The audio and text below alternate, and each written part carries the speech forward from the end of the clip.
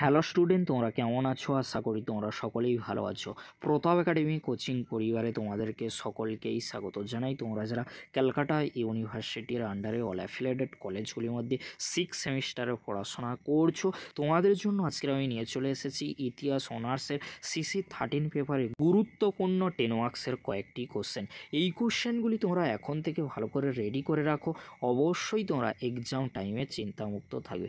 বছরের প্রথম থেকে তোমরা যদি এই কোশ্চেনগুলি ভালো করে রেডি করে রাখতে পারো, এক্সাম টাইমে তোমরা কিন্তু চিন্তামুক্ত থাকবে। কারণ বিগত বছরগুলিতে কিন্তু আমি কোশ্চেন কমন দিয়েছি, তাই আশা রাখছি এবারেও তোমাদের জন্য কোশ্চেন কমন আসবে। ক্যালকাটা ইউনিভার্সিটি 6 সেমিস্টারে তোমরা যারা স্টুডেন্ট রয়েছো, তোমরাই কিন্তু CBCS প্যাটার্নে ওল্ড ক্যান্ডিডেট রয়েছো।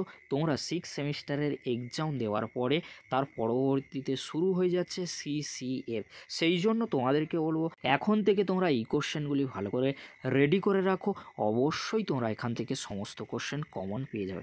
চলো বেশি দেরি করবো না, আজকের আমরা দেখে নেব ইতিহাস অনার্সের CC13 পেপারে 10 মার্কসের জন্য গুরুত্বপূর্ণ কয়েকটি কোশ্চেন। ফার্স্ট কোশ্চেন, দুই মহাযুদ্ধের মধ্যবর্তী সময়ে ভারতে কৃষক বা শ্রমিক আন্দোলন সম্পর্কে আলোচনা করো। দুটি কোশ্চেন খুবই গুরুত্বপূর্ণ। দুই মহাযুদ্ধের মধ্যবর্তী সময়ে ভারতে শ্রমিক আর যে কৃষক আন্দোলন হয়েছিল তার সম্পর্কে তোমরা ভালো করে দেখে রাখবে। ভারতবর্ষের দলিত আন্দোলনের ওপর একটি সংক্ষিপ্ত টিকা লেখো। আইন অমান্য আন্দোলনের গুরুত্ব ও সীমাবদ্ধতা সংক্ষেপে লেখো। তিনটি কোশ্চেন, অর্থাৎ এখানে 4টি কোশ্চেন রয়েছে। 4টি কোশ্চেনের মধ্যে যে কোনো একটি কোশ্চেন এক্সামে তোমরা 100% কিন্তু কমন পেয়ে যাবে। পরবর্তী কোশ্চেন কি রয়েছে তোমরা দেখে নাও।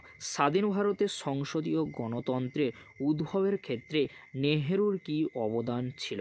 ভারতীয় রাজনীতিতে চরমপন্থী আন্দোলনের উদ্ভব ও বিকাশ আলোচনা করো।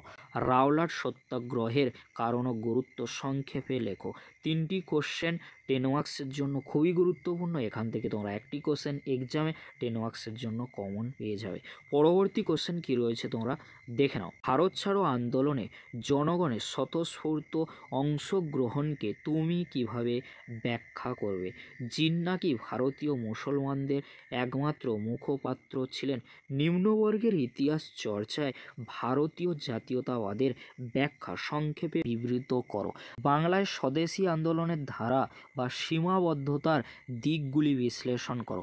এই যে কয়েকটি কোশ্চেন আমি বললাম, এই কোশ্চেনগুলি কিন্তু 10 মার্কসের জন্য খুবই গুরুত্বপূর্ণ রয়েছে। আশা রাখছি এখান থেকে তোমরা 3টি কোশ্চেন এক্সামে কমন পেয়ে যাবে। তোমাদের জন্য কিছু আমি সাপোর্টিং কোশ্চেন আর এক্সট্রা কোশ্চেন রেখেছি। তোমরা সাপোর্টিং আর এক্সট্রা কোশ্চেনগুলি দেখে নাও। প্রথমে তোমরা দেখে নাও সাপোর্টিং কোশ্চেন।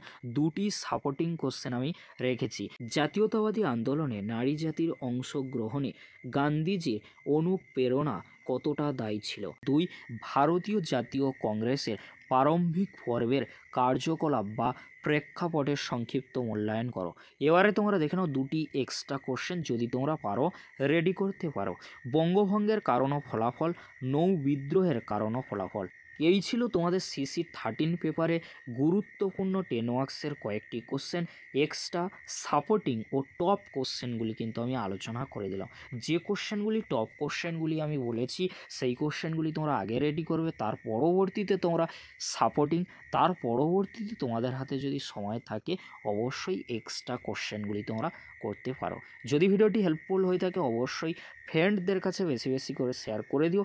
আর তোমাদেরকে বলে রাখি, তোমরা যারা এখনও পর্যন্ত CC13 পেপারের ওপরে বিগত 4 বছরে প্রশ্নপত্রের ভিডিও দেখোনি, এছাড়াও তোমরা যারা CC13 পেপারে বিগত 4 বছরে ছোট প্রশ্নের সমাধান ভিডিও দেখোনি, এই ভিডিও ডিসক্রিপশন বক্সে লিঙ্ক আমি দিয়ে দেবো। সেই লিঙ্কে ক্লিক করে তোমরা খুব সহজেই সেই ভিডিওগুলি দেখে নিতে পারবে। ভিডিওটি আজকের এখানেই শেষ করছি। ভিডিওটি দেখার জন্য তোমাদেরকে অসংখ্য ধন্যবাদ।